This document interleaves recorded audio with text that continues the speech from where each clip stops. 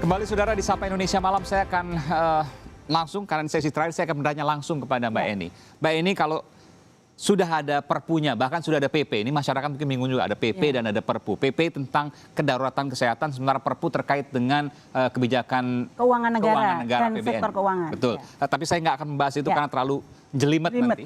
Saya akan tanyakan, kalau seandainya sudah ada dasar hukumnya, akan dibagikan sembako kepada masyarakat berpenghasilan rendah, kepada PKH dan lain sebagainya.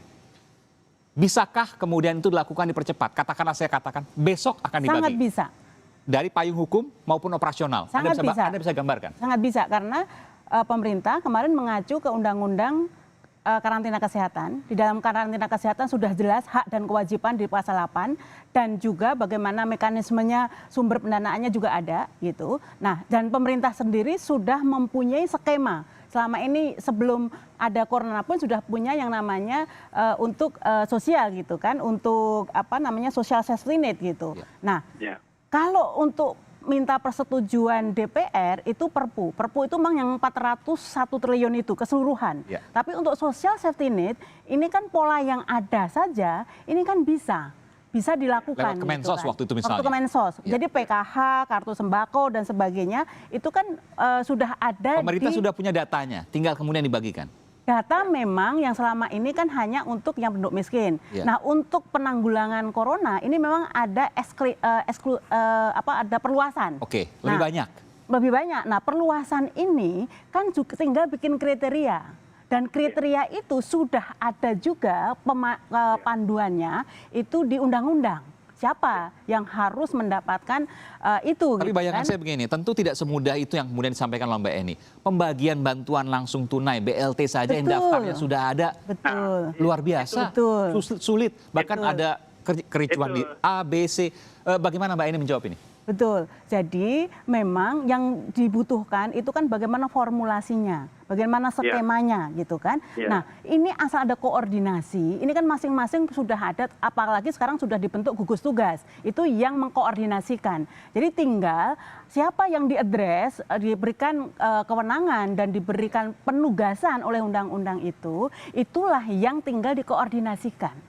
Nah, sehingga nanti saya berikan kesempatan Bung Aceh. Nah, sehingga ini sebenarnya yang membingungkan masyarakat ini kan sebenarnya di undang-undangnya itu kewajiban, tetapi ketika di dalam PP ya PP 21 itu menjadi pasal 4-nya pembatasan ini memperhatikan. Nah, kalau memperhatikan ini seolah-olah di mana tanggap daruratnya. Jadi kan logika sederhana ya Pak Aceh ya. Ketika pemerintah menetapkan bahwa ini kondisi darurat, mestinya kan ada penanggulangan yang namanya tanggap darurat. Dan tanggap darurat kan harus segera. Iya, harus segera meskipun penyalurannya saya juga agak belum terbayang juga. Karena kalau ada daftarnya mungkin lebih gampang, tapi ini ada perluasan Anda katakan tadi. Lebih banyak, berapa lebih banyaknya siapa yang kemudian akan mendapatkan, tentu itu menjadi pertanyaan. Nanti saya berikan kesempatan, saya ke Bung Aceh. Bung Aceh, apa yang kemudian Anda bayangkan di sini? Tadi saya tanyakan kepada Mbak Eni, bahwa bisakah kemudian, ini sudah diumumkan oleh Presiden 400 triliun, diantaranya ada buat sembako kepada masyarakat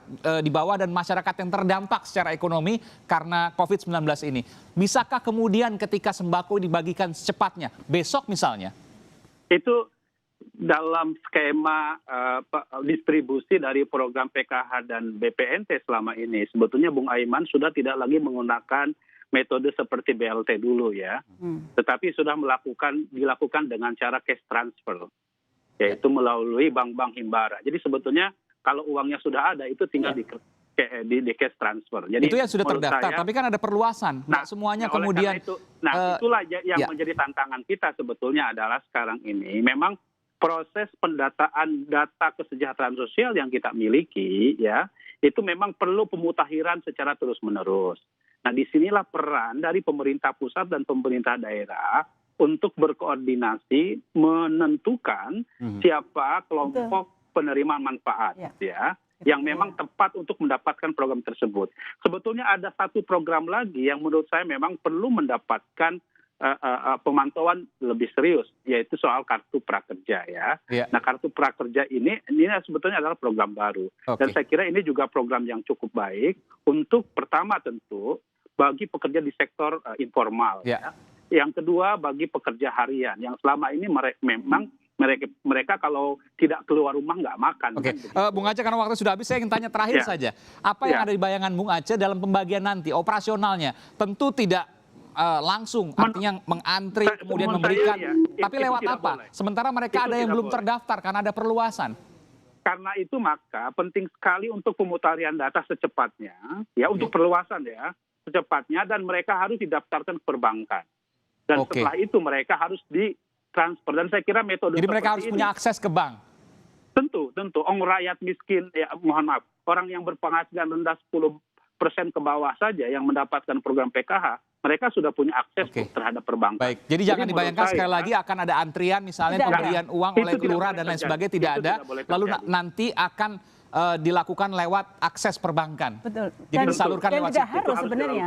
Yang sudah terdaftar tidak masalah, namun kemudian perluasannya harus pemerintah daerah bekerja lebih cepat. Betul. Untuk kemudian bisa memberikan kepada mereka secara tepat. Meskipun juga nanti pasti ada permasalahan. Kenapa saya tidak dapat? Kenapa kemudian yang katakanlah yang dianggap lebih mampu dapat, itu akan terjadi seperti itu. Peran pemerintah desa juga dilibatkan, pemerintah kecamatan juga dilibatkan, RT RW untuk kembali mendata pemutarian data yang dikembalikan kepada sebenarnya asal data kriterianya jelas terintegrasi. Baik. Dan ini semua harus segera dilakukan mulai hari ini dan kemudian untuk segera dilakukan dalam pemberiannya nanti. Tentu kita menunggu nanti dan kita juga akan kawal terus, termasuk juga anggota DPR Wakil Ketua Komisi 8 Bung Aceh Hasan Sazili, Mbak Eni dari Direktur Eksekutif Indef. Terima kasih telah memberikan informasi di Sapa Indonesia Malam.